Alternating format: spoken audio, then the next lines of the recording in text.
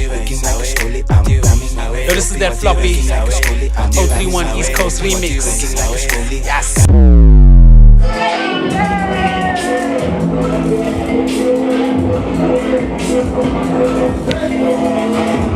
To the content, I got deep in the conscience. Got skill, no nonsense. When you start like a partner, they like it, they follow. Put the head to the low. I say head like tomorrow. Chop money like tomorrow. No one is like growing up in the biz. I ain't gonna flags and black purses, but I'm big. You never should do. Tell them about the moves and the things that you do. Come a little closer, I'll be in my truth. I was spitting about 17 in the booth. I learn, I return, I respect the who. Now dictate, pay rate, pay me good. Yes,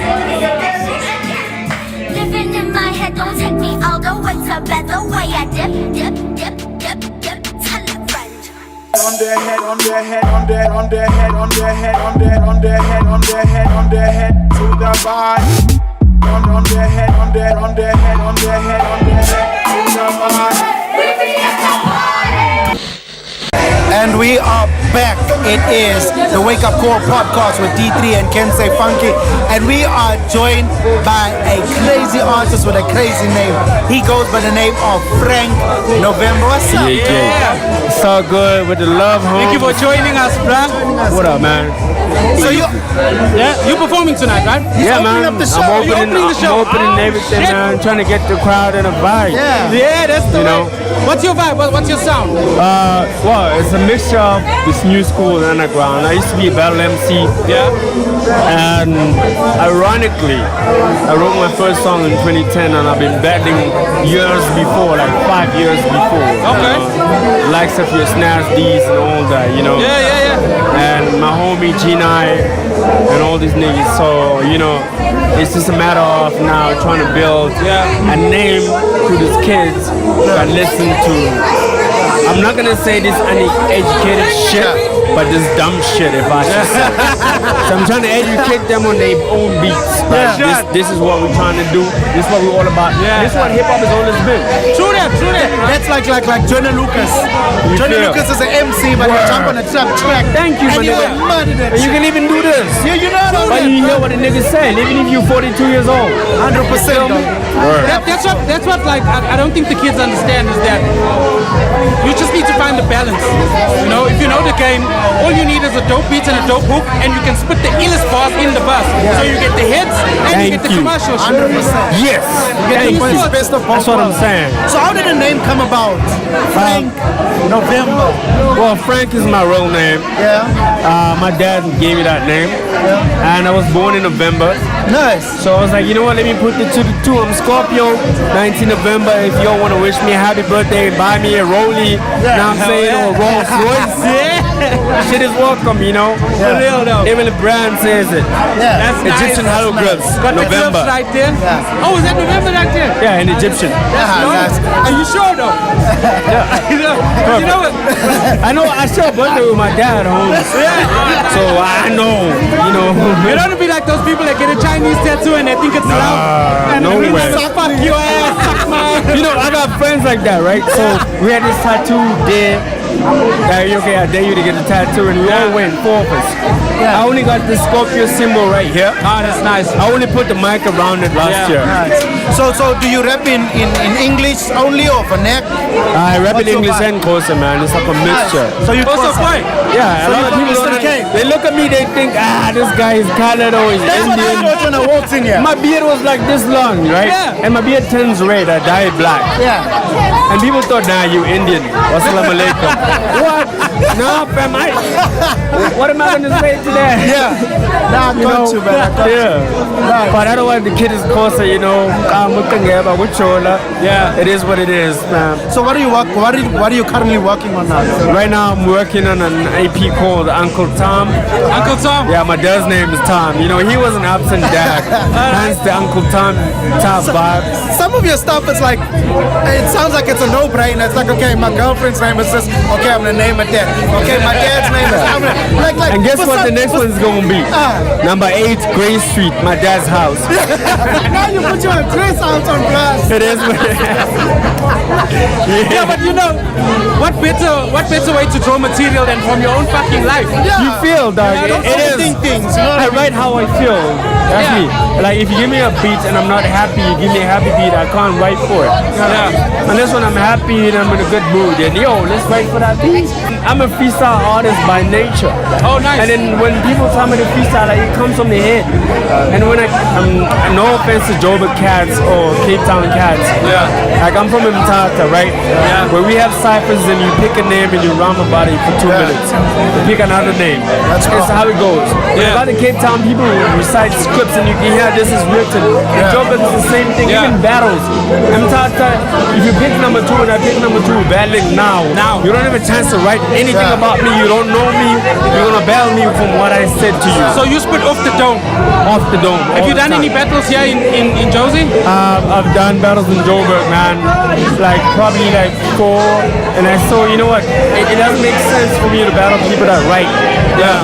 You know, you wrote this thing down, you practice it in the mirror all the time. But back home, it's like, let's do this now. Okay, cool. This is Samsung. This is iPhone. Go. Yeah. You know. But that's the battle rap culture now. It's written Now writing. with freeze. And I didn't know that MCs wrote until I heard a lot of Eminem and Cannibal scripts. We were talking about the Cannibal thing. And then he said this thing before though. He said this thing before. And I'm like, why are these people saying the same thing? We asked, he was always about, I'm battling you, I'm killing you, what you're wearing. And you what rebuttal saying. what the dude said. And I replied to what you're saying in a way. And you look at cannabis that pulled out a notebook and all that shit. what is that? When you're battling somebody. And I was so disappointed. My best friend is a fan of Drake, right? Yeah. Drake went on BBC and said, he pulled out a phone like, I say, and he was scrolling. And Bow came in and killed the freestyle. Nobody knew Bow could freestyle. Look at that. On the top of the dome. Wrapped him on what he could see in front of him. Yeah. And I was like, that's how I knew it. So when you're in studio, do you approach a track more from a freestyle or do you sit and write down stuff when you're going to do a track? I sit and write, and if I end there and there's like 8 bars or 4 bars missing, like freestyle. While you're recording. That's dope. It's like that because you have to have a structure. If the concept says women, you can't say something about niggas and other things and whatever and drinking and doing drugs. Because it's not battle rap, you're making a song. It's like you're making a song here, so it has to make sense to the person that's listening. It's like writing a book. If you write a book about Harry Potter, don't talk about Othello or Romeo and Juliet. You know, it has to stick to the storyline. And who will you be collaborating with on this project? On this project, I've collaborated Producers with and artists. I worked with Terrell. I worked with Lolly Boy. You know, I've had a lot of people that I wanted to work with, but they chose to cameo in my videos like 90 and a guy, Reese and Skilo. You know, a lot of cats supporting my edge, man. You know, I'm a homie from the village. I'm a farm boy, dog. I used to milk cows and herd sheep. You know, every morning before I go to school, and I used to feed chicken. I used to go to the garden, eat what comes from the garden. And then now when I got to Joburg, people see this light-skinned dude, they think bushy ass nigga. You know, and I don't get it. I grew up the same way as you. Just because you grew up in Soweto and I grew up from a village, and you see me living in the CBD or in Marshalltown or whatever, and you think that this is no, my nigga. I hustle to get But here. that's the vibe these days. People will choose to judge before they know. I'm saying. And make an opinion before they even find out like what is the story. You know what I'm saying? Yeah. So it's dope that you have a platform to show people, look motherfucker, this is where I'm from, You know, this is me. and a lot of people don't know. Hey, and then this is totally off the charts. That I find his name is Mzwaifani, and he struggled the same way I did. You know, didn't have nothing, went to UCT, got his degrees and all that, and I'm so proud of the homie, even though it wasn't what most of people expected, but he did himself, and that's what I want from an artist. Do you? So check it out. What's your connection with Lex? Well, I've known Lex for quite some time through some people. You know, I've known Terrell since we was little babies. You know, from the EC growing up till she moved to the KZN. And of course, me, I ventured onto the Western Cape. And then eventually, I ended up in Joburg, and she followed through. And we linked up again like, oh, I know you. Yeah, you rap, I rap too. And then, boom, we used to battle each other when we was kids, pretending like we was like, yo, Tribe Called Quest, your Exhibit, you know, your Rev Runs and whatever, your Ice Cubes. And then, man, what we built right now is beautiful. Yeah. You know? And also, I just want to thank you guys for putting a nigga on, man. Nice. Dope. Any message for Lex? Yo, I just want to say to your people, so Lex has progressively transitioned from the rap underground type of rapper to your conscious trap rapper, if that's a word for it. And that's what we're all trying to do. We're all trying to educate. I don't want to be designer and tell you Saraba, Bradman, Panda. All those things have nothing to do with each other. But let's put everything in one perspective, and you want to listen to the next word she's going to say every time. The beat might be different from what you used to, the old Lex type shit, but the delivery it's still the same person, different flow, different energy, different beats, new person. That's what the fuck you get right now, dog. Lex is that. Peace. Where can people get you on social media, bro? At Frank November ZA Twitter, at Frank _November _ZA Instagram, Frank November on Facebook. You know, also on my Facebook page is Frank November ZA. And also, I run a media agency called 3AM Media Group. Nice. You're gonna check it out. You need some film done. You need some sound work done. You know, you need some graphics. Everything. We can even paint you while you're sitting there homes. Everything, man. Artist management. But you know, we're trying to build, man. Seems like you guys big up for the works, man. I appreciate it. It's beautiful. Thanks so much, Mr. Frank November on the Wake Up Call podcast with D3 and Kensei Funqui. Welcome back. It's the Wake Up Call with D3 and Kensei Funqui. This is the podcast, the Wake Up Call. Yeah. This is the Outcast, actually, because we're out and about today. Last week was the Broadcast. Today is the Outcast, and we are joined by the wonderfully talented, always beautiful DJ TWUC. Thank you. Thank you for saying hello to us. Oh, Us humble wait. peeps. I'm already digging your vibes. I'm always skeptical in the beginning, but now I feel out the energy and like, okay, it's making me feel comfortable. But you have to, because number one, you have to protect your brand firstly. Yeah, you and know, my energy. and your energy. For sure. Because there's people with some. And the Speaking of image. image, how's the hairdo and the outfit? Dude, that's me on the regular though. But it's been like that. It's been like that. I don't know, like I'm very inspired by the 90s. Yeah. So like the braids I think came from the boom shaka era. Yeah. And then I wanted to switch it up because I'm like, I like 90s but I want to make it futuristic all the time. So the hair is boom shaka, then the vibe, I guess like Salt and Pepper. Salt and Pepper, the first rap group I ever listened to. My dad bought it. My dad, white British man, bought me a Salt and Pepper album. And like that kind of changed my life. Dope. Yeah. That's dope. So I just went blank. So, I even had it just before we pressed record. I'm mesmerizing, bro. I was asking you about radio and you said you're no longer on radio, so. Oh yeah, so I was on YFM. Yep. I had a chart called the Hot 99 Dubstep, which kind of like felt like it was a great platform, but I was stuck in that genre, and I'm not that genre at all, you know. Okay. But even now, like what is it, 4 or 5 years later, everyone's still like, oh, TWUC the dubstep DJ, and it's like, nah, I fucking hate that genre. And that's the box you do not want to be in. Like I just don't want to be in the dubstep space. So like, it was cool for the first year. Then the second year I tried to change the name and I couldn't change it. Okay. But I wasn't playing dubstep. I was playing like boom and other vibes. But they were still calling it the Hot They 9 wanted to call it Dubstep. that, and they were like, we don't get you, so it doesn't matter what the name is. Just do your vibes. So it was cool because I got music from people from the streets, like Muzi, who's also from Joburg. He was the first one to give me music. Then Una Ram, Sketchy Bongo was the first one to put him on. A1 Wolf, I was the first one to put them on. So like, it was so beautiful to have a space where like YFM didn't understand me, so they said just like find music yourself. And then that gave me a platform to be able to play music for other people like that don't really get a chance because of gatekeepers and stuff. Now that's proper. But you sound like you have some nice ties with Durban as well. there's something about that in the water.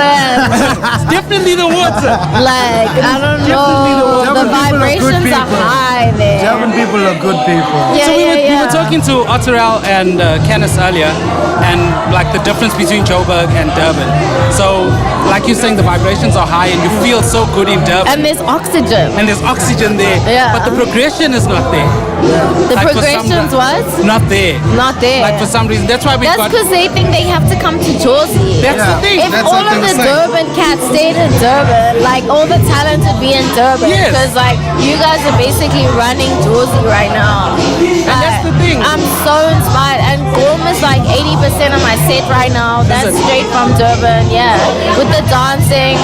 And also like I'm Swati, but Where are you born and raised? In Johannesburg or from Swaziland? I was born in Swaziland, but I grew up in Jersey. Okay. So, you know the Nguni tribe? That's like got the Zulus, it's got the Swatis. So that's why I also wear a lot of Zulu beads and I like to get it from Durban as well. So I don't know, there's a lot of ties Yeah. to Durban. That's cool. So where are you playing currently? I know you were overseas for a while, weren't you? That's also another reason why I left YFM, Yeah. because I had so many gigs overseas and it like didn't make sense. So try and balance like Yeah. yeah, like I was traveling a lot overseas, especially France and Germany. Yeah. And Austria, so that was cool. But I'm over Europe. Like I'm half British. I got the British passport. Like that's not where my sights are. Like my sights are South Korea, Japan, Asia. And all the touring was for DJ. Was an old DJ. Yeah. Nice. DJ. So, Lex, what's your ties with Lex? So Lex reached You know out. Lex for a while now. Yeah, I've known Lex since 2012. Like, I moved back to South Africa from the UK in 2012. Yeah. And then I met Lex and she was rapping like, I hadn't heard a young female rapper like that in South Africa at She's all. very left field. And I was really into Miss Dynamite from the UK and I feel like they had very similar vibes. So like my mind was blown. It's just like new DJ for me. I was like, hell yeah, because I just gotten started. Okay. And the way Lex talks, like spiritually, she taught me so much. You know, like she's a queen of the earth, and I wasn't in that like black conscious, being a queen vibe. I was still trying to figure out my shit. So Lex helped me a shitload to understand my power and to like really own it. Yeah. And then we started touring together. We did 17 shows in Europe in 2 weeks. Like it was beautiful. I respect her, like, because she's so humble and so focused. Like, she doesn't notice the sharks and the snakes as fast as I do. Yeah. So I'm always like, Lex, we need to get out the water. Because this motherfucker about to fight. Yeah. And she's like, no, this is a beautiful person. I've known them for 5 years. I don't give a fuck. I've known them for 5 minutes. This is a bad person. Yeah. And she's like, no, like she can't see the bad, you know? And I feel like we complemented each other like that because I'm the one who's like energy straight away. Like you're a suspect before you innocent. Whereas she's like, you're innocent. We know that. We know that firsthand. Yeah, like it's tough on these streets, you know? So I like, think for a lady it's even worse. for sure. That's so like I have my guard up the whole time. Like when you approach me, I'm like sussing you out the whole entire time first. But my energy is fucking dope, so I wasn't worried. I Like saw for real. the confidence. The confidence She's was dope. intriguing. I was like, okay, he knows himself. That's step one, you know? But yeah, like Lex and I have been working together. I haven't worked with her in a while because she moved back to Durban for a bit. But hopefully in the future.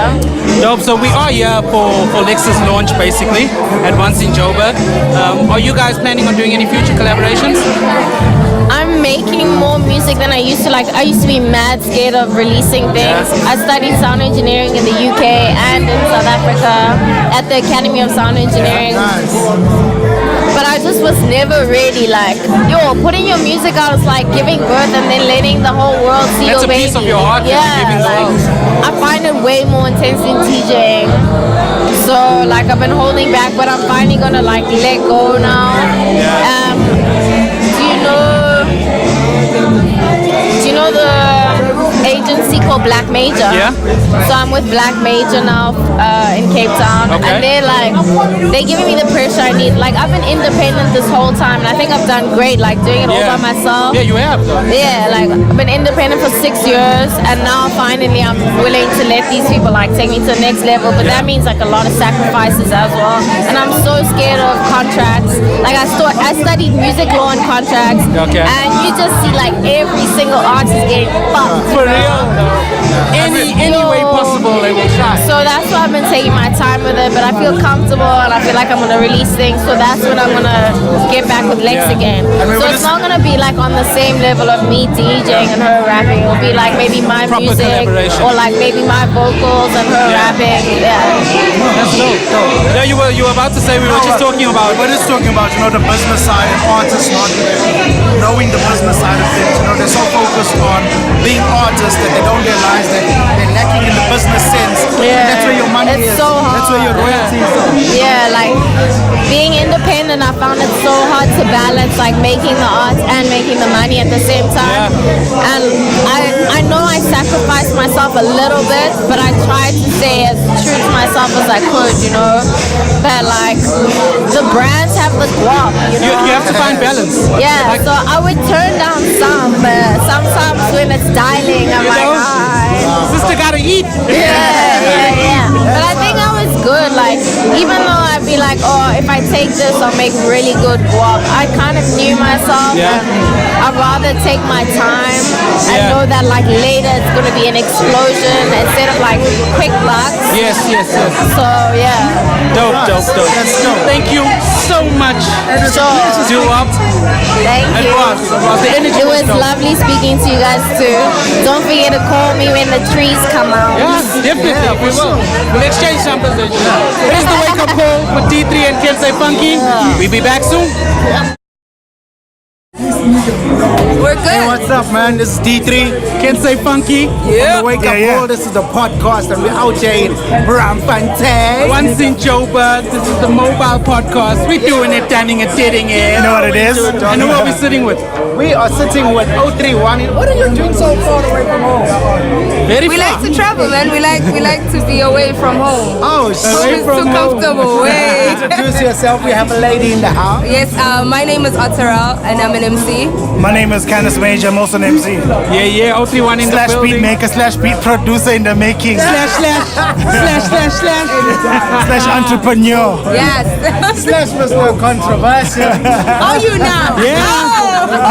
Quite both of you guys actually. Oh, damn it. Both of you guys. I'm trying to slow down on that one. I'm actually quitting Facebook soon. Is it? Why? Are people picketing and shit? No, not really. I'm just trying to focus more on the whole, you know, like my page. All right, Like, right. you know, I thought you think more like MySpace. Oh, makes sense. Arsenal, you ain't slowing Hey, down. I might bring back mixes. might bring back mixes. The new versions are dope. What was your mixed name? Can you remember? Otteral. Was it Arsenal?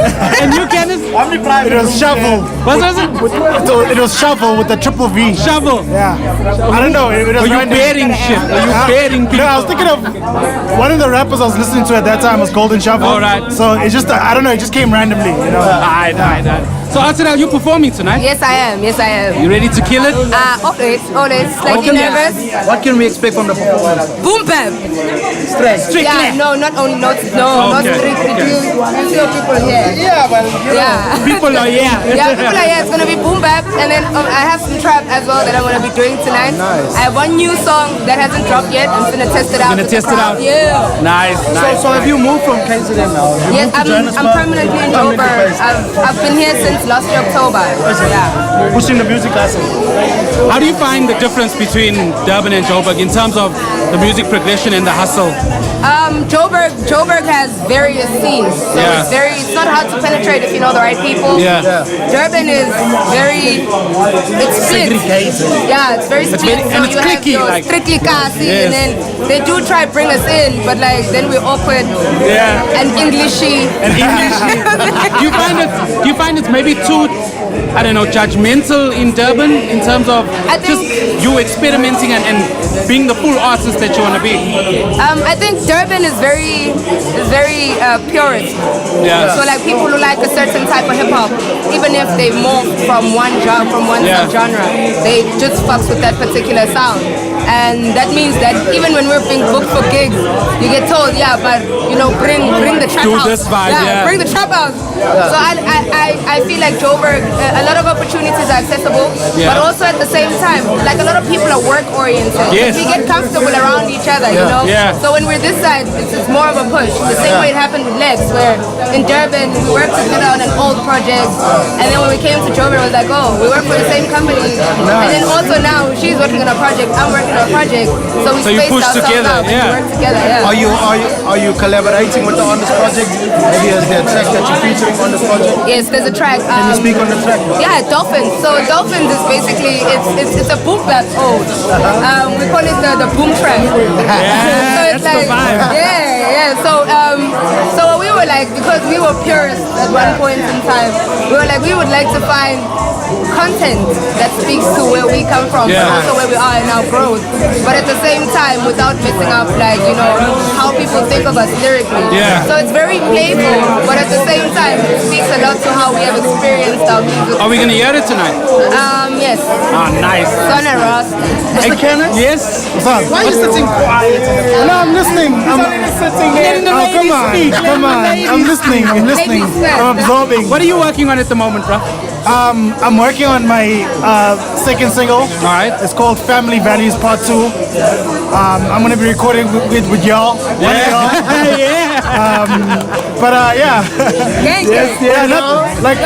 I'm really just trying to settle in and feel the vibe and network. Yeah. Like I'm more interested in just collaboration at this point. I've already dropped my project 2 months ago in July on my birthday. Yes. And I'm just learning a lot about industry stuff. I was at the Machito conference not so long ago, Music and Visa conference. Nice. So that opened my whole paradigm and made me realize I got a whole lot of work to do. It's so crazy, like when you're passionate about your music, and your art, it's so easy to lose sight of the business side of it, and that is like the most important thing. It's crazy.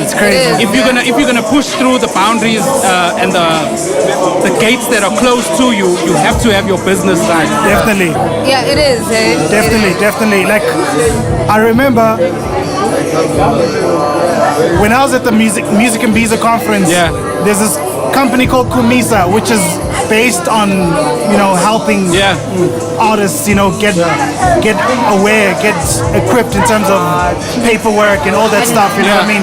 And it's a whole lot of it made me realize, because I've been doing a lot of research on YouTube and whatnot, and it made me realize that in as much as it's important for me to know, but it's also important for me to have a team, because I'm a creative at the end of the day. I can't be focusing on too much admin, you know what I mean? I need a team, which is the mentality behind industry, you know what I mean? And the funny thing is, and we were having this discussion the other day, a lot of guys want to make it on their own, and it's a lot of work, and it's a shit lot of work. It is. Like I only found like admin, I think after 10 years doing what I've been doing. Music, And then when I found it, I was like, oh my gosh, it's so simple. Once you familiarize yourself with the process, just keeping track of your music is so simple that way. But it's such a difficult thing to get into. And it's so strange because we're writers. And like, we don't like that paperwork shit. Yeah, no, true. We don't want to fuck with that shit. Now I need to sign shit and read fine print. I got eye problems, I don't have glasses.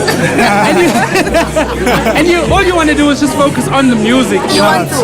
But like you're saying, Candace, it's really important to have a team, but we also can't let a lack of a team slow us down. 100%. A lot of the times we hold ourselves back by saying, oh, I don't have this, I don't have that, I need this, I need that, and that's it.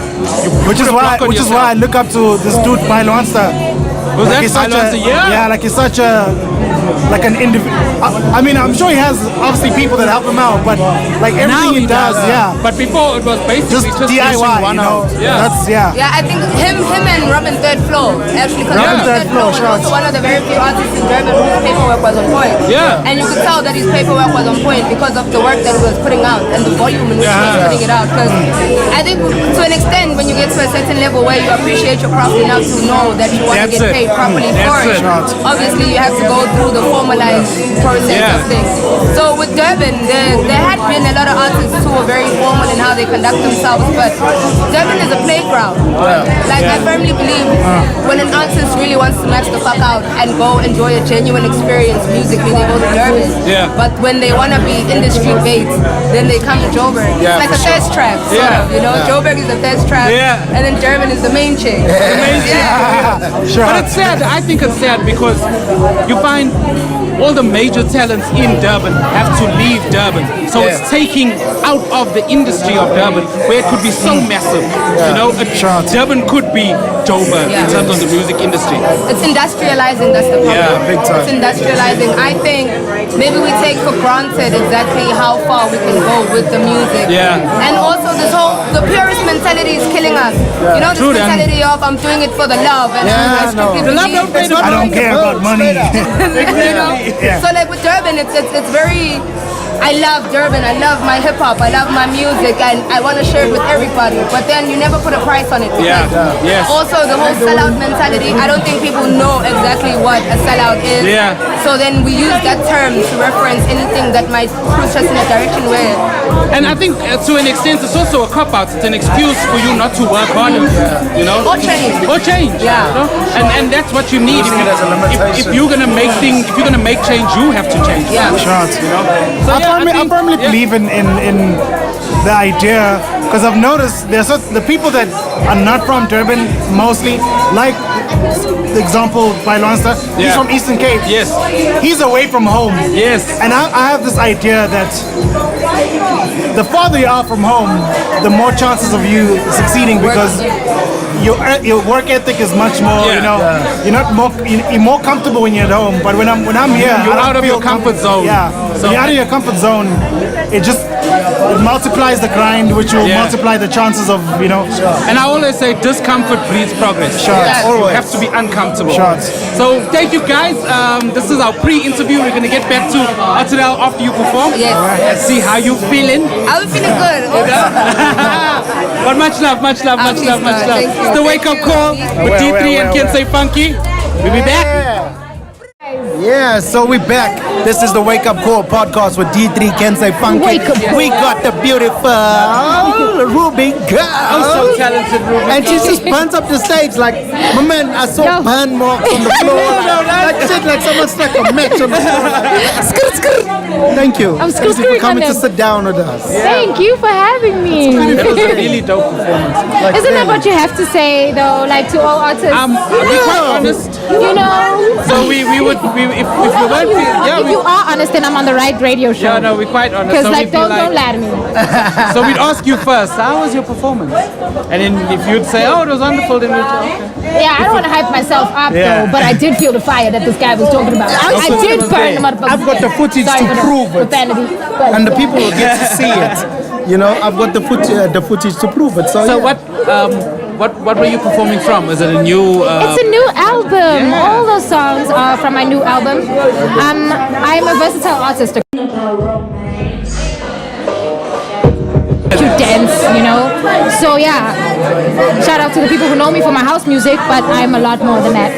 Yeah, no, and like you said, you're letting people know that you are here as a vocalist. I think it's really key if you're going to claim vocalist to have a really dope vocal live performance, and I think you proved that tonight. Yeah, you know, because that was. And I'll prove it again, over and over again, killing it. You know, killing it. So you change my AKA to Lil Killer right now. So you're working on the album, or you're working working on an EP. Yes, in fact, I've been working on 2 albums. I've already worked on 1 album that I'm releasing already, like at the end of October. Yeah. And then that's just my jazz stuff, just to show people the vocal ability. Nice. And then next year is when I'm dropping the stuff I just performed today. Oh, nice. Yeah. That's dope. With fresh. Yeah. The album is still being cooked, so next year. Things is coming. Yeah. Do you have any features you have already locked or would like to work with? I'd like to work with Lex Lafoy. I mean, I have to work with the Ascendant Masters. Yeah. I definitely want to work with like known producers. That's my main focus right now. And then as for like features and stuff like that, Black Delinja. I mean, I'm trying to feature him because he's got that reggae feel, Yes. and he's known in Africa, and he's known as one of our local guys. So Yes. I have to feature him. It's gonna be fire. That's all I can say. Those are the 2 main artists that I know for sure that are gonna be down on this. So yeah. But you're still developing, so you'll see how it goes. I kind of like want to shit on people with this album. All right, nice. So I'm not really keen on the feature thing. Yeah. But I'm gonna have 1 or 2 really dope guys who are gonna kill with me. It's necessary, Yeah, well, not just for Nje. No. And then the rest, I'm killing it, shitting on him, like Nicki Minaj. So you're coming through that. Yeah. But that's the vibe and the fire that you need to really make a move to take over shit. You know. Yeah. You can't be humble. Look, I'm not even trying to take over stuff. Look, Yeah. I'm not trying to be in competition with nobody. I'm just trying to stay in my lane. As they say. I really am trying to stay in my lane. Your only I'm just trying to competition is release my yourself. life. Yeah. Okay? Only competition is yourself. Yeah, that's my only competition. When I look in the mirror every day, that's who I need to face when I go to sleep. So everybody else can chill with this competition stuff. Don't ask me who I think I sing like. Please don't do it. Isn't that the worst when someone says, "Oh, you the next so and so"? Oh, you sound I like. get so offended by that question. Why can't I just I be get me? like, wait, what is this? Like, what kind of show is this actually? First of all, do you know who you're being interviewed by? Like, do you know who you're interviewing? Kala, wait. And then you're asking me who do I want to be like? I don't want to be like anybody. I want to be the best version of myself. 100%. That's it. Wow, that is so That's a beautiful thing. That's a beautiful thing. What do you have in store in terms of performance vibes? Is there anything like coming soon or things? Yeah, my launch. When's My your launch. My jazz launch. It's called Love Over Everything. And when is that? I've just been about love these days. Before you start shitting on people. I'm gonna wipe them with some baby wipes afterwards, not toilet paper because it's love, Don't worry, boo-boo. And when can we expect this launch? Don't make me talk nonsense on radio, please. No, it's a beautiful When is my launch? Okay, it's planned for the end of October, but we might push it into November depending on what's happening. It's gonna be at the ASC studios here at the SABC studios. Yeah. And you guys are gonna be invited, and you're gonna be beautiful there. thing. You are gonna be Beautiful there. thing. Yes. Oh, and I know we're gonna doing kill it. We are doing That's it. what I'm talking We are about. doing That's this. love right there. That's Yes, love right you are there. so being there. And that is Ruby. What's your podcast? You're bringing your station to my station. You know. Yeah. And we're gonna share together. We gonna shit. We're gonna shit together. That was Ruby Gold on the Wake Up Call podcast with Just D3 before we go, Kensei. Yeah. let the people know where they can find you on social media. Okay, yes. You can find me on Instagram as RubyGold_live. And then on Facebook as Ruby Gold Live. And then on Twitter as one word Ruby Gold. One the digit, the word Ruby Gold. Because for some reason, people don't get that there's no space in between Ruby and Gold. It's just Ruby Gold. Not Ruby. Not Ruby not space just gold. Just Ruby Gold. Thank you. Much love, Ruby Gold. That The is Wake Ruby Up Gold Call. with the Wake Up Call podcast. D3 Kensei Funqui and Ruby Gold. We out.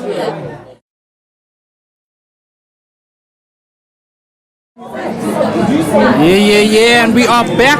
We are back with another dope ass artist. It's that dope artist. It's that dope. Introduce yourself, homeboy. Yeah, I go by the name of Low Script, aka the Trap God, aka the King of the South, aka the Chosen One. You know what it is. Yeah, brother. And where you from, homeboy? Where you I'm hail from Durban, my nigga. 031. 031 the in the city.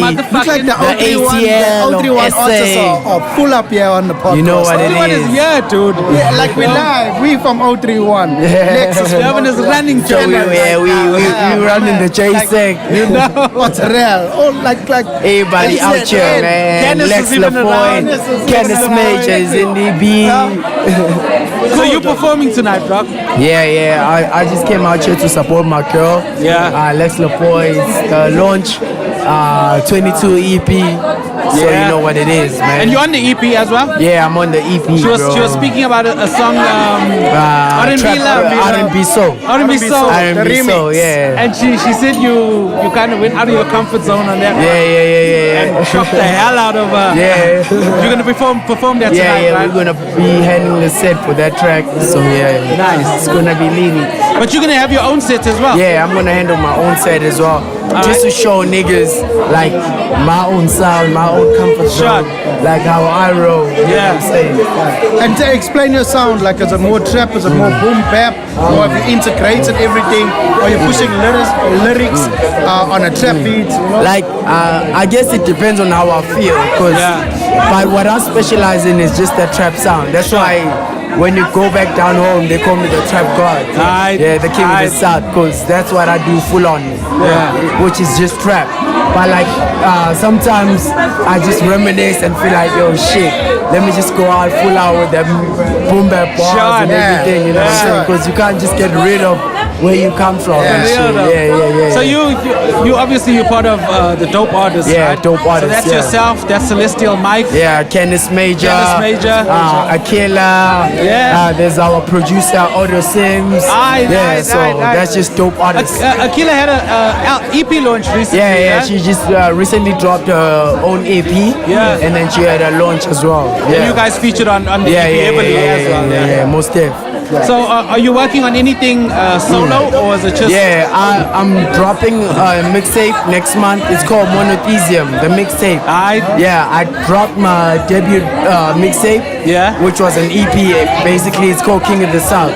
Featuring Nessie, Celestial Mike, I remember M that Serious, Witness the Funk. So that was my debut. So you're living out here in Josie? I'm always up and down, so I can't really say where I live at.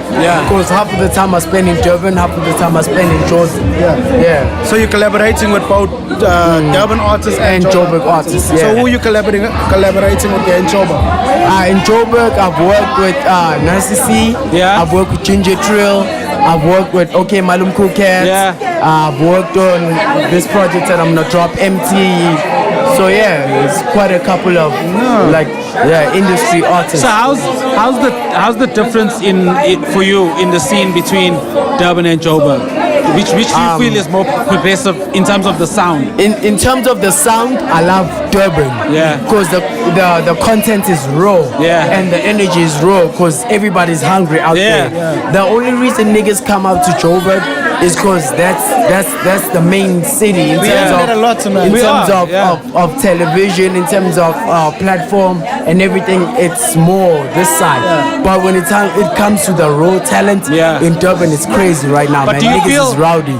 Do you feel it's because I remember from our days coming up in Durban how hard it used to be to set sustainable performance platforms, you know, where you're actually getting numbers in and you're making money off that shit. Is that still the same now in Durban? Yeah, it's still this. A lot of the complaints artists and producers that come from Durban to Joburg say that Durban doesn't support, like as a whole. I'll explain that to you. The reason why niggas feel that way is because in Durban, that's where all the sauce is at right now.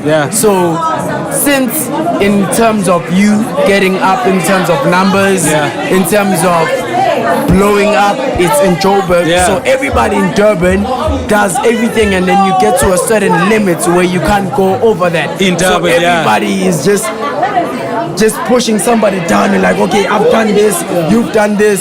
So everybody just trying to get to the top. So that's a messed up thing at the moment in terms of our city. But in terms of the raw talent and the majority in terms of everything else is there. If we were to get the same platform that Joburg has, I feel like we'd be running the country. But don't you feel that if the artists that come up to the Durban artists that come up to Joburg and kill it here, because they feel that this is where the platform is at. Yeah.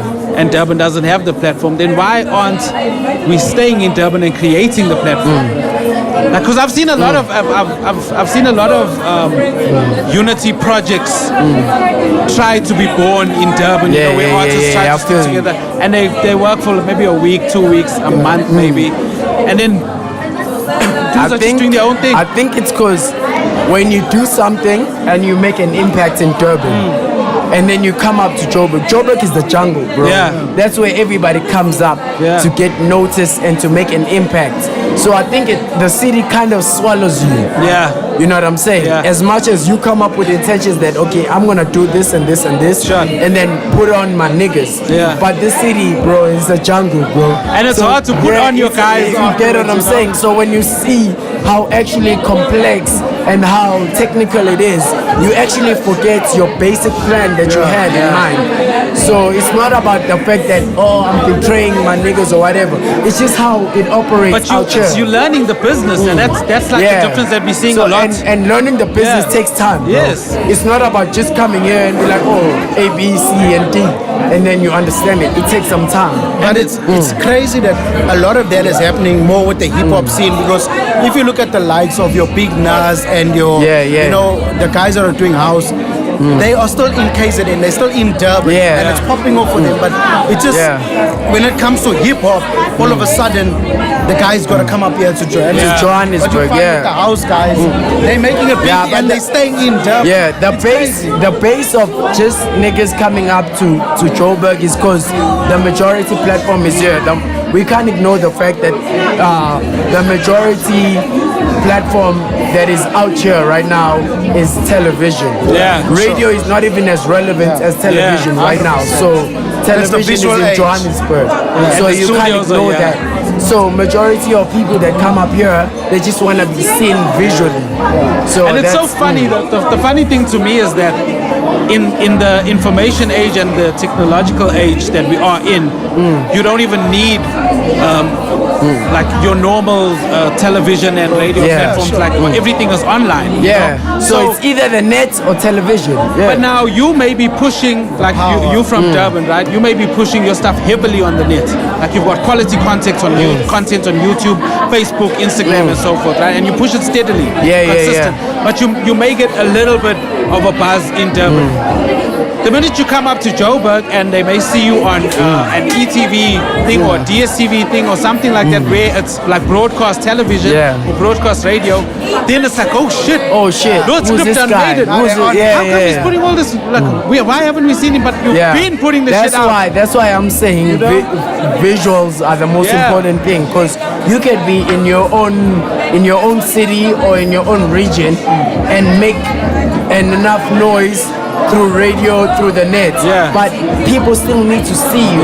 Sometimes even your music is so dope, but for people to get the full picture, they need to see it visually. You get what I'm saying? So visuals are the most important thing right now. In this age that we're in, visuals are the most important thing right now. And also our culture is still very attached to the traditional forms of media. Like we're not as in the online space as like Europe and the Americas and stuff like that. I'm actually glad you say that, because it gives me the chance to actually explain this. Another thing people don't understand, the difference in terms of how people judge hip-hop. Like a lot of people judge the new age and the old school.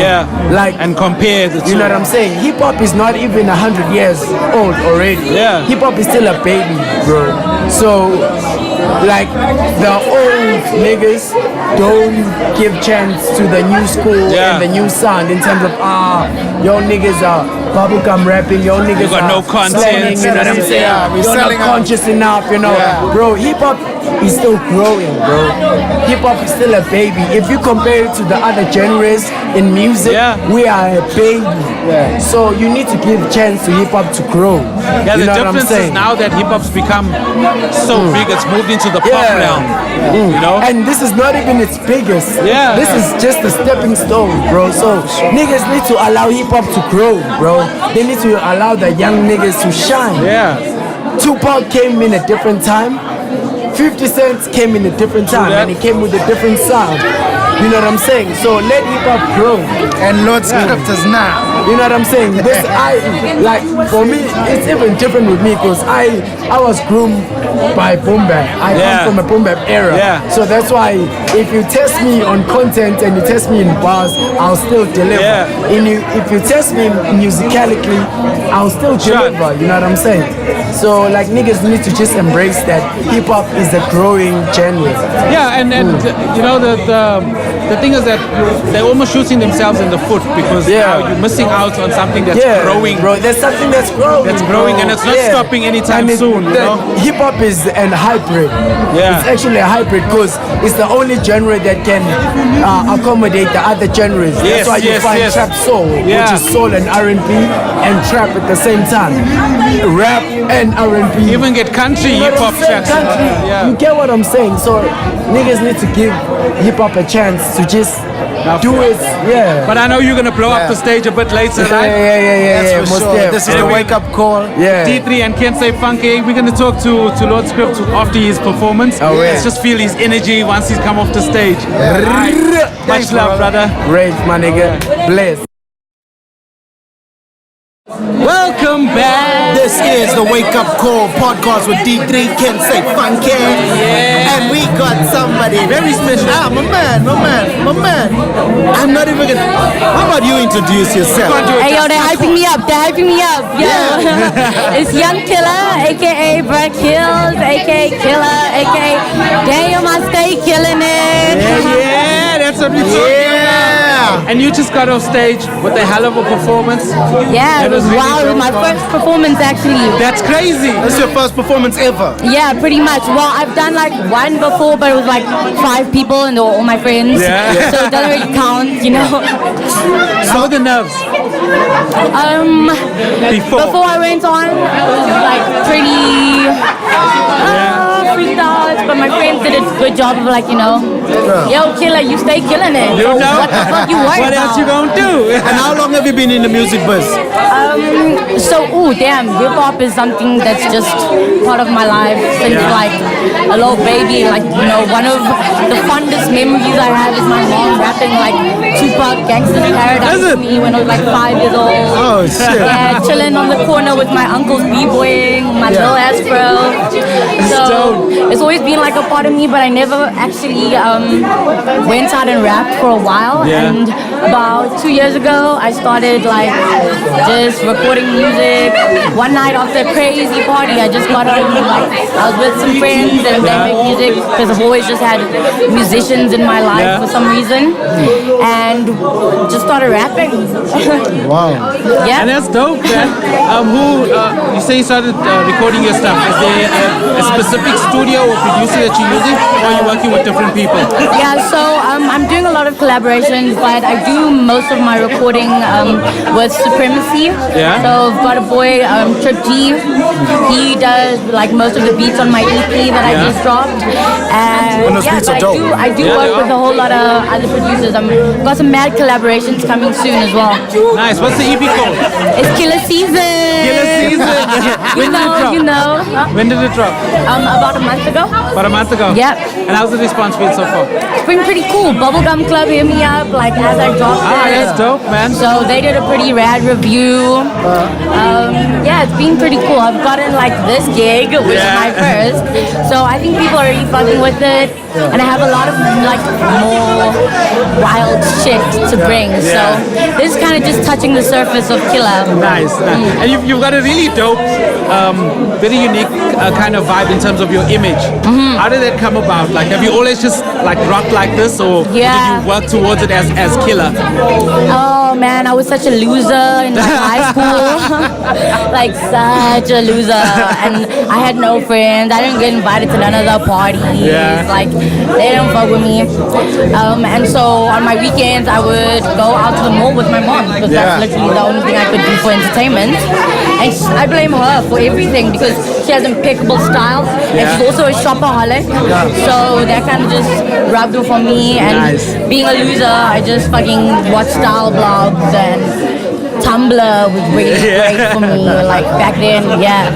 So does giving away my age. So does your mom support you with your music? Is she behind you 100%? Yo, so it took a minute for her. Like she was just like, "Why are you swearing so much in your music? It's never gonna get played on the radio." And I was just like, "Yo, man, I don't really make radio music, so Just make she's your cool with music. it now." I play her my entire EP twice, like as it dropped, and she's pretty proud. And my mom is like a bit of a meanie, so she gave me like very sarcastically, "I love that you're doing this thing." Yeah. Do you have any other performances planned? Yeah, I've got a couple coming up in the next few months. So my next one is gonna be next month. Venue's still to be confirmed and stuff, but yeah, I'll be posted on my Instagram. Like, and I'm really cute, so check my Instagram. So what's your relationship with Lex? Because I mean, a lot of the people that are performing have some form of relationship with her. And are you featuring on a project? Or you're working on anything together? No, so actually, I've been in the scene for a minute, even though I wasn't rapping, and I've always seen Lex around and out, and I've met her a couple of times, but I actually know Johnny, and he's the one who kind of just, put me on this and introduced me to Lex, and she actually just came up to me just now and told me how much she loves me, and so it'd be cool to do something with her. I think she's an amazing artist, and I respect her. I think you guys would gel well as well. Yeah. Because you both have different styles and different sounds, but they're not similar to each other. So the compliments. We're like a crazy fusion, spontaneous combustion shit. So Lex, you're gonna hear this. Yeah. Let's do it. Yeah. This is D3 Kensei Funqui, and we're kicking it with Young Killer. Let the people know where they can find you on social media. So Instagram, it's Young Killer 3L. So it's YUNGKILLA_. And you can find me on Facebook. It's Killer as well. It's my artist page. And then on Twitter, it's Killer as well. So just Young Killer on everything, pretty much. Hit her up, like, follow, do the damn thing. Oh yeah, and hit the SoundCloud too, though. Yeah. Otherwise, she's gonna Young come Killer. blast him. Young Killer. Yo, thanks guys. And we are back. It is the Wake Up Call podcast with D3 Kensei Funqui. You heard him on our show. Oh, really? You know we had to get him on the podcast. We got the Spindle crew here hanging with us, man. Hanchos. Yeah, we got the cut. We got DJ Sush. Yo. What's happening, gentlemen? Cool, man. Cool. How you guys doing? How are you guys doing? Feeling good? I'm actually quite shattered. I've just done an 8-hour set. Are you serious? Yeah. When was this? I got booked at a wedding at the living room, and they booked me Wedding for all for those 8 hours. Yeah, like a wedding for 8 hours. Yeah, no, like I did reception, like background things, like get our money's party worth. time, and like party time, and then they drink, and then party time's long. Was it a traditional wedding or what? No, it's like just some people, like, because that's kind of, I earned my living like doing kind of weddings and corporate things, and then like sort of like also with all the clubs and festivals and other like cool gigs, you know what I mean? So So, Kat, you playing a set tonight? Yeah. What can we expect, brother? I'm gonna play with Johnny and then play whatever, man. I'll just Johnny Joburg. play Johnny Joburg, and then after that I'll play whatever, man. Just, See how the crowd vibes. whatever. And you're no stranger to the Wake Up Call, right? We just had you recently cutting up some shit. Yeah, that was fun. Thanks for that. No, that man, was and we really want to dope. get you back. You know I'll that. come back. We actually want to get the whole crew too. I'll be on time. That would be really good. It wasn't that bad. It wasn't that bad. Fast. So what's the chances of us getting the whole crew on the show? They're all over the place, but Well, as many as we can. yeah, I could probably happen. That, yeah. Me and Sush. There we got Yeah, two. that's dope. We went from one, we got two. yeah, now. we're in a crew. So you guys are You mean Spindle Crew, obviously. Yes. Yeah. you guys both come from the competition background, yeah? Katz, I know you said that you don't really have time to focus on competitions. Not at the moment, but it is very fun to compete, and it's challenging to like make music like that and put it together and puzzle it together. Like, at the moment, Sush is doing that. Yeah. So he's gonna be. Yeah, because then you went back to the city. Yes. He won back to the city, I did. Yeah, like he's a champion of that. Yeah. And then freestyle. 3 stars coming up in 1 month. And he was chosen, by the way. Yeah. Top 6 in the country. So. Yeah. And how's the routine going for 3 stars? How's it going? It's been a lot of work. As always. It's like everyday work. Like every day I work on the routine. It's like the more you kind of put into it, the more you sort of get out of it. So it's like if you constantly like throwing ideas, recording them, seeing how they work, sending them to people, does it sound dope? Like cool. Then you know, like you're obviously going to get a good result. I think also like just from kind of competing, like in my career, like for the last however long I've been doing it for, you kind of realize also like what's important. You know, like not like to be the best technical DJ or whatever. It's like there's a lot of other things that people tend to not to dismiss, like creativity and flavor and like music. Man. Like, you know, like so. I think I've learned a lot. It's like nice to sort of apply all those things into the routine now that I've, you know, the experience that I've had. And the 3 style is, I know you guys are all DJs, so you know more, but the 3 style is more of an entertaining set rather than a technical than DMC. I mean, you know what I like about 3 style is it's kind of anyone's battle. Because you can get the guy who's like the DMC champ or whatever, and you know he can lose horribly to like someone who's hell of a less technical, but just has better ideas. And is just more of a musically inclined person. You know what I mean? So it's just close together well. Yeah, it's a really like level playing field for all the DJs. You know what I'm saying? I like that. Like, So since you don't compete anymore, you're going to be one of the judges, or how are you going to be involved in I was last year, but this year I'm not on the judging panel. Okay. Which I'm glad I'm not, because I was just saying like, keep it in the family. I'm a little bit disappointed that he's not on the judging panel. You had your foot in the door there. Well, maybe I'll still get a call. You know, you never know. Gentlemen, social media, where can we find you? Instagram, DJ_Sush, SOOSH. So that's DJ_SOOSH. Twitter @DJ Sush. Facebook, DJ Sush. I think that's it. MySpace? I don't have a MySpace. I am on LinkedIn, but I can't remember what because I never use it. I think that's me. With social. Cut.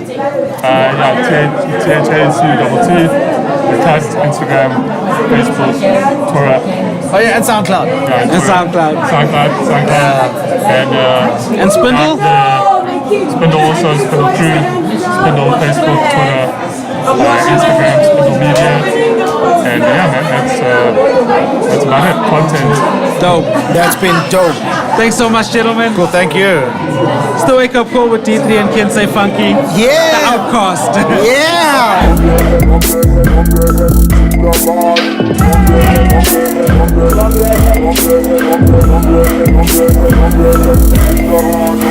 From the pic to the content, I plunge deep in your conscience. Got skill, no nonsense. Money stacked like apartments. They like and they follow. From the head to the low. I stay ahead like tomorrow. Chop money like Zorro. I know what it's like growing up in the biz. I came across lies and rock promises, but I never gave up, and you never should too. Cause it's all about the moves and the things that you do. Come a little close, I'll lead you my truth. I was spitting bars 17 in a booth. Now I learn, I return, I respect the group. Now I dictate, pay rate, pay me good. Living in my head, don't take me all the way to back. The way I dip it, tell I break her. Say, let me say that shit again. Living in my head, don't take me all the way to back. The way I dip it, tell I break her. Say, let me say that shit again. Living in my head, don't take me all the way to back. The way I dip it, tell I break her. Say, let me say that shit again. Living in my head, don't take me all the way to back. The way I dip, dip, dip, dip, dip, tell I break her. On their head, on their head, on their head, on their head, on their head, on their head, on their head, on their head, to the body. On their head, on their head, on their head, on their head, on their head, to the body. Everything in my body. are back with the Wake Up Call with D3 and Kensei Funqui. And this is the podcast. And we have the lady of the hour in the house. Lex Lafoy. Hey, hey. Girl, you're so fine. How you doing, Mom? Thank you so much. I'm blessed. I'm good. This is Thank your you. night. It's my night. It's my night. Everything's gonna be alright. You're launching your EP, eh? That's right. That's what is it called? It's called 22. 22. Just the 2 digits, 22, 22. Yeah. What's the significance of that? My birthday is on the 22nd of May. Okay. And the producer who I've worked with on the project, his birthday is on the 22nd of November. Say his name. Give him Marco. His name is Marco Benz. Okay, cool. He's this fresh young kid, this Congolese kid. I just met him through like some divine alignments because when I was still staying in Durban, because I went home for a year and a half, I was like up and down between Joburg and Durban for some NGO meetings and things because I'm also involved in HIV prevention through sports, arts and culture.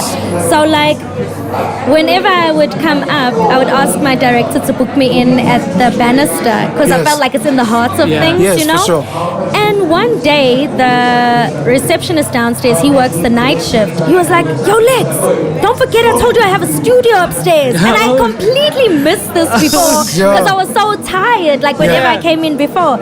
And I was like, yo, why didn't you tell me this?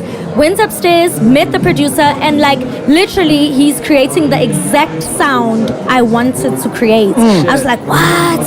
So like I wanted to name a project 22 for a while, and the moment I met Marco and I found out his birthday is also on the 22nd, I took that opportunity and I was like, Marco, do you mind if I, call it 22? He's like, no, it's fine, Lex, because it's important and meaningful for both of us. And beyond like our birth dates, the number 22 is a power number. You know, like if you know about numerics, there's certain energies behind certain numbers, just like there's certain energies behind certain stones and crystals. You know, numerology and shit.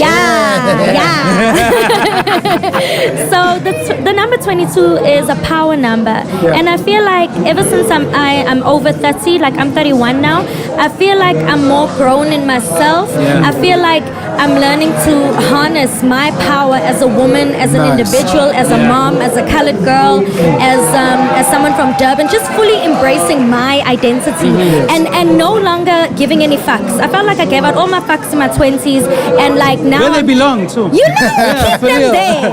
And I was just like, you know what? It's a new sound. You're gonna hear some of it tonight. It's a new sound, and it's what makes me happy, and that's all that counts now. Like, I don't mean to sound selfish, but I know that if I feel true like resonance with it, I know that others will feel that. True, and you protect your spirit in the same absolutely sense, like, because you're not giving anything away. Yes. You know the vibes. I'm all about the vibes, girl. I am all about it. I just brushed my hair like no. The EP. Yes. How many tracks? Who you've worked with? Okay. Features. Give us some information on that. There's 4 original tracks and there's 2 remixes. What happened is I was recording in Durban mostly at this guy, Dave Ordinary. I don't know if you'll know Dave Ordinary. Yes, Gavin. So I was recording with Dave Ordinary, and while I was recording the 4 songs, because I came up to Joburg, met Marco, started the process, and then went back home and would work online with Marco, but record in Durban. And then while I was recording with Dave, he was like, Lex, I've never produced anything for you. May I please create remixes for these? Nice. I'm like, what? I'll be so blessed. From the stuff that you did with Marco. Yes. Oh, that's dope. And what I like is like, if you know Dave Ordinary sound, he's always been like strong on the vocals and the R&B. Yes. And like, there's a song on the new EP called R&B Soul. R&B Soul. Yes. Nice. You're gonna hear. Nice. And so I feel Dave is the perfect person to have asked to remix. Like just the fact that I was recording there and everything just worked out so perfectly. So there's 4 original tracks that are produced by Marco Benz and 2 remixes by Dave Ordinary. And then on the EP I feature Otterell, who's It's my girl Yes. from Durban. Durban. I love her so much. Like, we've known each other from before we were mothers, dude. Yeah? Oh, Like, it's deep. And it's funny how we've known each other for more than 10 years, but it's only the first time we're collaborating. We've shared the same stages, we've brought each other on, but it's you the haven't first done, like, stuff together. Yes. So this is the first time, and I love that song. That song with her and I is called Dolphins. You're gonna hear it, and it's so she fun. mentioned it. It's so fun. We're dying to see it. We are It's so really dying fun. to see it. Like, it's just, there's no, I don't want to say, okay, but there's no female rappers that have the approach we have. Yeah. Nice. You know, I feel like a lot of the female rappers in the industry, because they're younger, you know, there's pros and cons Yes. with being younger. I feel like they're still trying to catch up to the boys. Yeah. But by the time you our age and you're a mom, you're like, fuck it. I'm not trying to catch up with no one. I'm trying to perfect my own lane. Yeah, you've worked so hard on your own identity for so long as well. Exactly. Why do you want to give that up? Yeah, so Otterell features on Dolphins and Lord Scripts from Yeah. Dope Artists. He features on R&B Soul. And it's so... That's the remix, huh? There's an original and the remix. And he's on both. And the funny thing is, like, if you know Lord Scripts sound, Other case it is. he's usually wild and Yes, raw yeah. energy.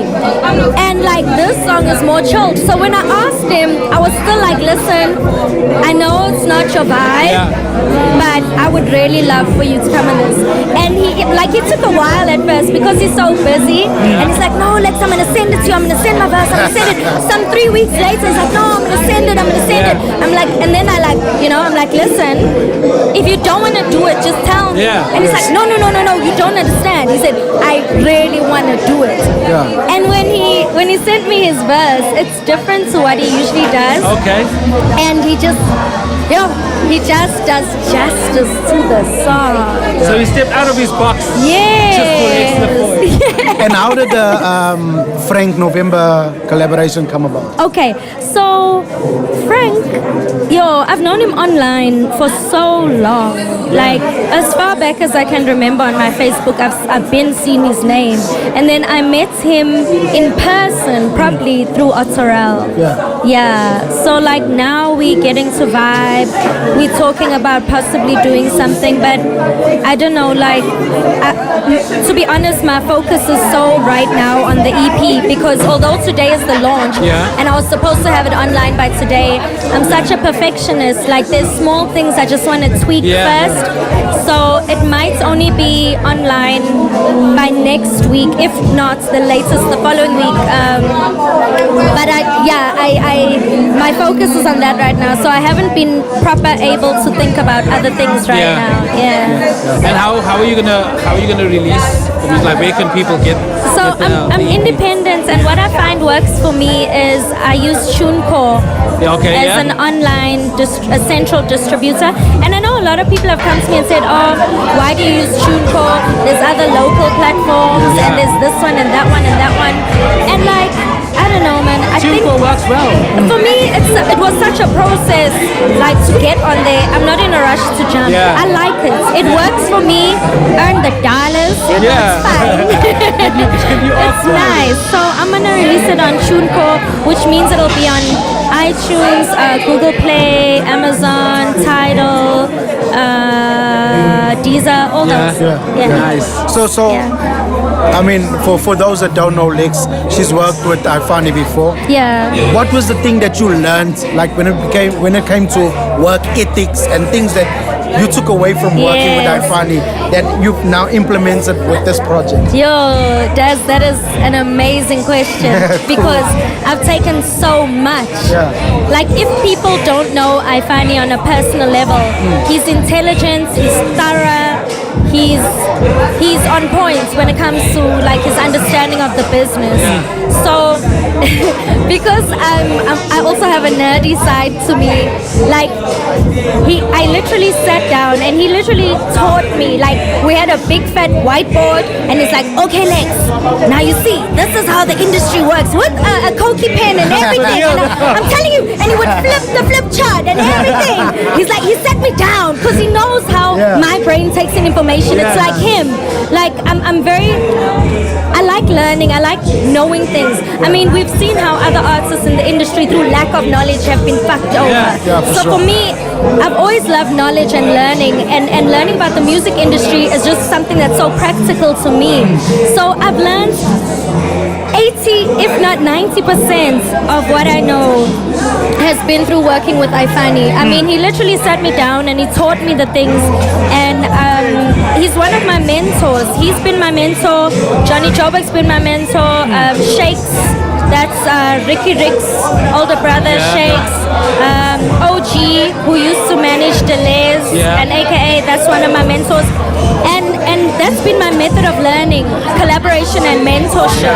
Because I've never had a manager, like I'll vibe with people and I'll like stay with them and work with them for a while, even if it just means listening to them, observing them, and absorbing as well. Yes, asking questions.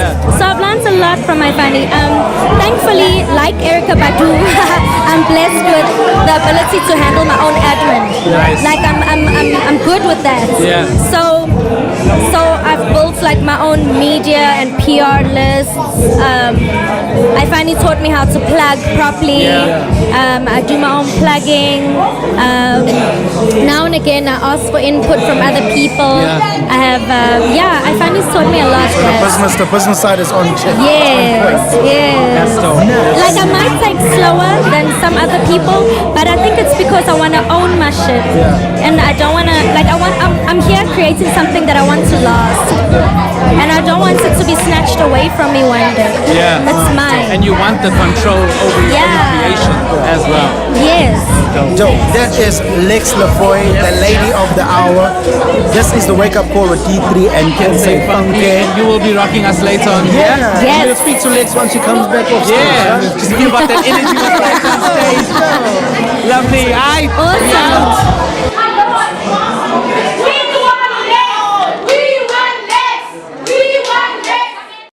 So she's working right now. Can she just do that? Don't fight this now, guys. Guys, please. She's working right now. I'm being nice, darling. I'm being nice. Let's do it fast before they kick us out. Before? They kick us out the building. We've just given them money. We are making their hotel famous. This is the Wake Up Call podcast with D3 and Kensei Funqui, and we've been trying to get this lady here like the whole evening, homeboy. Like I've been busy. She's stucking us like she owes us money. Where's the container? I wasn't dodging. I was working. Where's the container? Work. I was working, guys. I was working. Yeah, introduce yourself. My name is Amanda. Yes. Angwagama Palala. The first thing, if people ask me, what do you do? I always say I'm a lover. Nice. And the second job is I'm an inspirer. And my third job is I'm a humanitarian. And I'll give you a fourth job, making things happen. So this evening, this lady was instrumental in this evening happening. And this thing was like success on another level. So what went into the planning? That is such a compliment. Actually, how did it come about? Okay, let's start at the beginning. So Lex Lafoy is a good friend of mine from Durban. I know her on the streets in terms of hip hop, the same way I know Arterel. So I knew that she was recording, and I just landed this gig here at once, where one of my responsibilities is taking care of entertainment. So I was like, Lex, where are you launching? She's like, no, I've got a venue, yada yada yada. I'm like, forget that venue, let's do this here. Before we get to that, I've got a thing that I call Amanda Sessions. I didn't come up, I know it sounds so freaking vain. A friend of mine came up with it because Amanda Sessions to them, or to him, meant a session where we are constantly trying to inspire each other and move each other forward in whatever field that we are in. So being an artist myself, and all of us struggling for space, whether it's exhibition, whether it's to be heard, whether it's to just hang out and just be, because there aren't places like that. There are shebeens in the hood, but there are no galleries. There are Shabins in the hood, but there are no spaces for hip-hop sessions. There are Shabins in the hood, but there are no spaces for exhibition of designer clothing or anything. So Amanda Sessions is a situation. It's not a place. It's a situation where wherever it is that we can get together, Amanda Sessions provides a platform for everybody who decides, listen, I've got something to say. I've got something to bring out to the world or to share with the world, and this is what I want to do. And Amanda Sessions says, great, let's find a platform, and this is where you're gonna do it. That is dope. Okay. So I speak to Lex and I'm like, and I tell her this concept about Amanda Sessions. I'm like, dude, I would love for you to be my first female act in terms of Amanda Sessions. Not just because you're my friend and you're dope, because that is, you know, without no doubt. But besides that, you are a woman of color, and you've got a lot to say, and you preach the word of freedom. You know, she was rocking purple hair for crying out loud. with the blue raincoat jacket, and like, working the shit out of who does that? Do you know what I mean? So I'm like, since you are preaching something that is along the lines of Amanda Sessions, where we are encouraging each other to express ourselves, because we live in a world where we need to succumb and be the way people expect us to be. Amanda Sessions also does that and says, listen, you are Amanda, you are Des. Do you know? Do you, because it's safe for you, it's healthy for you. The moment you start doing other people, that's when we start getting lost. You know? So we come together and we're like, okay, cool. How are we doing this? And then Lutando, and then that's another long story how it all, like the production itself, how it came together. You know? But it came together so beautifully, like just the energy in the crowd and the diversity amongst the sound, the people, everything. It was really vibrated higher for me. I think the key factor was love. Yeah, definitely. For example, the whole lineup are everybody's friends. Yes. You know, like, listen, this is what we're trying to do. What do you have to offer? What can you bring in? One of the bar guys is a good friend of mine from the bookshop next door. We needed an extra bar guy, and I'm like, who do I trust? You make friends, you learn people. I've learned him and I understand who he is. So I walked up to him and I'm like, dude, we have an event on Friday. We are short of one bar guy. Would you be able to do this with us? And he's like, hell to the Right now, he's not sure where he's going to sleep. But because there's so many of us, there's no way he's going to sleep on the street. It's about love. Like, do you love what you do? Do you love what you're about as a person? Because if you don't love what you're about as a person, that makes it hard for you to give extra energy into what you're doing. Because you're spending all your energy trying to find you. You know? Exactly my point. Exactly. That's why you're here. I'm like, oh, I love what I do, like, and that's why what they say, oh, warm and fuzzy. So where can people find you on social media?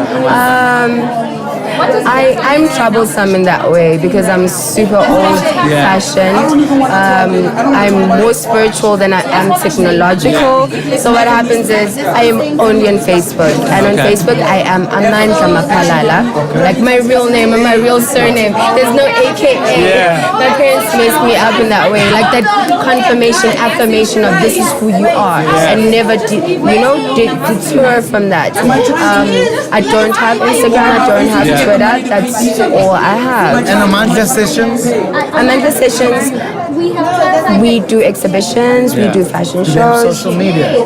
That's why we're here. We want to make sure that he doesn't do that. So safest bet? It's almost like an underground movement where it's each one bring one. Yes, each one teach one. You know? An injury to one is an injury to all. The struggle continues. The community is what there. happens is Amanda Sessions, the idea that I have, the reason I don't have Instagram or Twitter is because I would like to tap back into where our parents come from.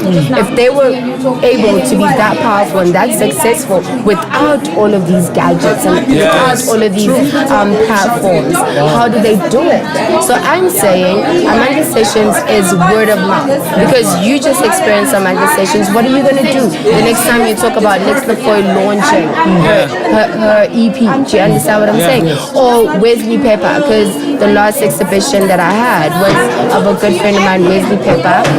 That's the exhibition that's still on right now. Okay. How do you not attach Amanda Sessions to that? Because Amanda Sessions brought you Wesley Pepper. Amanda Sessions brought you Ashley launching. So then as we speak, as we conversate, as we mingle, it keeps coming up. And then next time we have an event, what happens?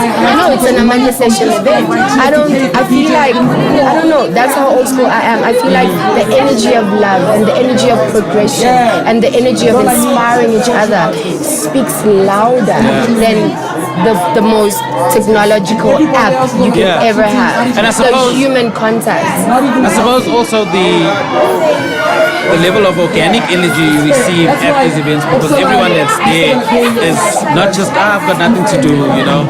That's the other thing I was trying to tell the people that I'm working with, that listen, we are not turning up. We are not being lit. Yes, we may feel that way because, hey, hello. But we are not, I'm not saying we are not those type of people, but this is not that type of energy. This energy is about growth. This energy is about empowering each other. For example, everybody here could have been elsewhere, at a club, at home, taking care of their children, taking care of whatever their business is, but the love and the loyalty said, Lafoy is launching and I'm going there to support Lafoy. And therefore my plans need to be on hold. And that's the love that I'm talking about. If we could concentrate on things like that, I'm sure as a society, you know, globally, we could go so freaking with just love. And it's so easy. Like, that's the thing that baffles me sometimes. It's like, that shit's not hard. You know, that shit's not hard to do, to just put love first. Look, we just did it. We just did it. And you could feel the love. Like, it reverberates. You can still feel the love right now. Until the point that they have to kick us out. They're kicking us out right now, but we all don't want to leave because, like, and we're still here. We're still recording. You know? That's so dope talking to you. Now I know why I've been chasing you through the whole night. For real. Blessings. I love you.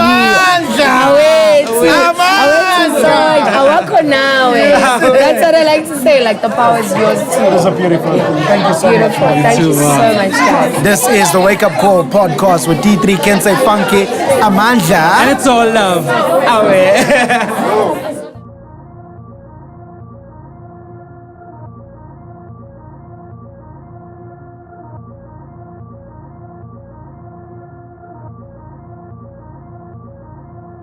He asked me where I hang out.